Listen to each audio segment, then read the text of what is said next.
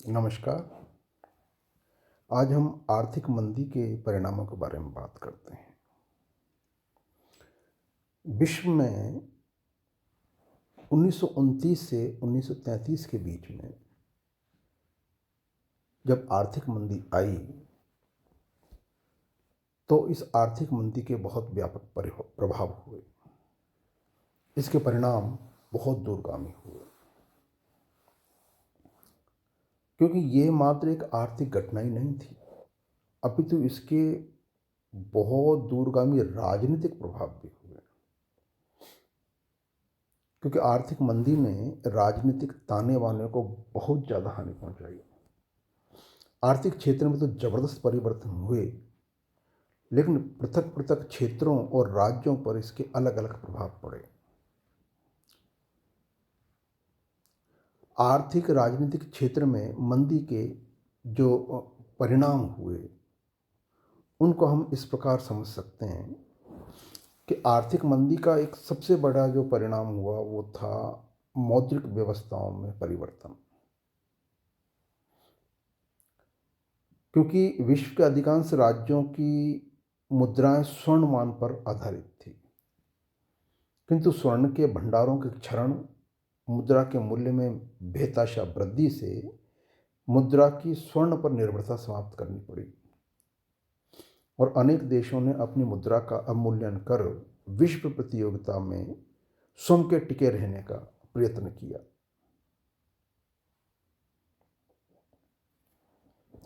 और इस तरीके से कई देशों ने जो स्वर्णमान का परित्याग पहले ही कर चुके थे, उन्होंने अपने अपने तरीके से मौद्रिक व्यवस्थाओं में परिवर्तन किया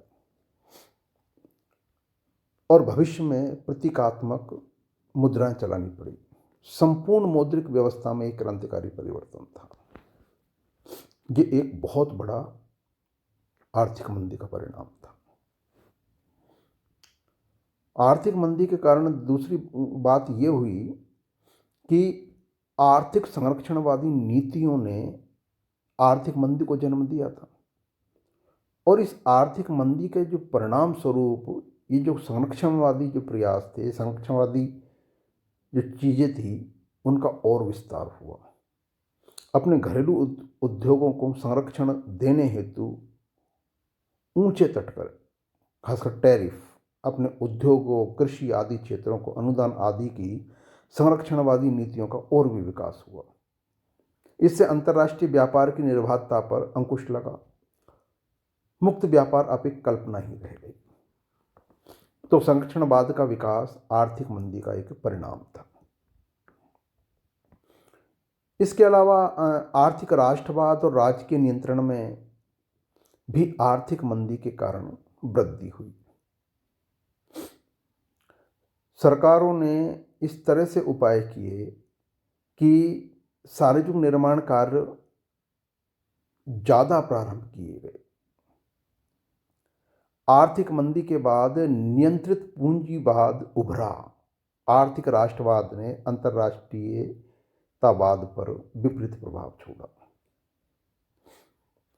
इसके अतिरिक्त आर्थिक मंदी का परिणाम तत्कालीन बहुत आर्थिक समस्याएं, क्योंकि आर्थिक मंदी की चक्राकार गतियों ने अनेक आर्थिक दुष्प्रभावों को उजागर किया। इनमें से अनेक इसके कारण और परिणाम दोनों ही थे, जैसे उत्पादन में कमी, सरकारी बजट में घाटा होगा, करों में वृद्धि हुई, बेकारी बेरोजगारी बढ़ी, शेयर मूल्यों में कमी। ऐसे जो तत्कालीन प्रभाव थे वो दिखने प्रारंभ हो गए।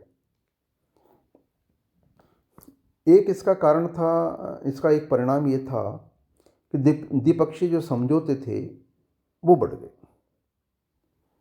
अब जो देश थे, पारस्परिक जो अपने हित है उसके आधार पर द्विपक्षीय समझौते या यूँ कह सकते हैं कि क्षेत्रीय हित संवर्धन का प्रयत्न करने लगे और दो दो राज्यों के द्विपक्षीय व्यापारिक समझौतों का दौर प्रारंभ हो गया। एक आर्थिक मंदी का एक परिणाम अधिनायकवाद को प्रोत्साहन, और ये अधिनायकवाद को प्रोत्साहन इसलिए ये प्रारंभ हुआ क्योंकि आर्थिक समस्याओं से ग्रसित विभिन्न राज्यों की जो जनताओं के कोप का भाजन तत्कालीन सरकार को बनना पड़ा। लोगों ने अपने कष्टों का कारण तत्कालीन सरकारों को माना। अनेक देशों में जहां लोकतांत्रिक परंपरा सुदृढ़ थी, वहां चुनावों में सत्तारूढ़ दलों को पराजित कर जनता ने अपना आक्रोश प्रकट किया। और ऐसी हालत के अंदर विश्व के अनेक देशों में अधिनायकवाद उभरा और अधिनायकवाद को प्रोत्साहन मिला। उसी तरीके से सैनिकवाद और साम्राज्यवाद को प्रोत्साहन मिला, क्योंकि विश्व मंदी के लंबे मार्ग में आर्थिक प्रतियोगिताओं की विफलता से परेशान होकर अंत में राज्यों ने वाणिज्यिक प्रसार की नीति को छोड़कर सैन्य नीति अपना ली। और इस तरीके से इस नीति के कारण सैनिकवाद और साम्राज्यवाद को प्रोत्साहन मिला। आर्थिक मंदी का एक बहुत बुरा प्रभाव था अंतर्राष्ट्रीय सहयोग, विश्व शांति और निशस्त्रीकरण पर वज्रपात। क्योंकि आर्थिक मंदी के परिणाम स्वरूप अंतर्राष्ट्रीय व्यापार बाधाओं को दूर करने के लिए या विनिमय स्थिर करने के लिए या अंतर सरकारी ऋण समस्याओं को समाधान करने के लिए या राष्ट्रों के बीच में आर्थिक सद्भावना में मित्रता बहाल करने के लिए कोई प्रयत्न नहीं किया गया। अपितु इसकी जगह आर्थिक मंदी के परिणाम स्वरूप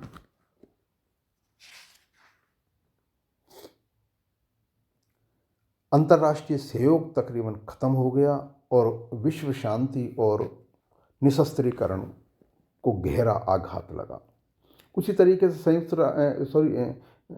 राष्ट्र संघ की जो प्रतिष्ठा है उस पर बड़ा आघात लगा, क्योंकि आर्थिक मंदी के दौरान अपनी निष्प्रभावी, निस्तेज और ढुलमुल नीतियों के कारण राष्ट्र संघ की जो प्रतिष्ठा थी वो गिर गई थी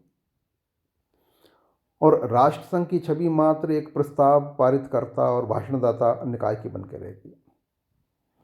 लेकिन आर्थिक मंदी के परिणामों में एक सबसे जो बुरा जो प्रभाव था या बुरा जो एक परिणाम था वो ये था कि द्वितीय विश्व युद्ध के लिए उत्तरदायी परिस्थितियों का निर्माण आर्थिक मंदी ने कर दिया था,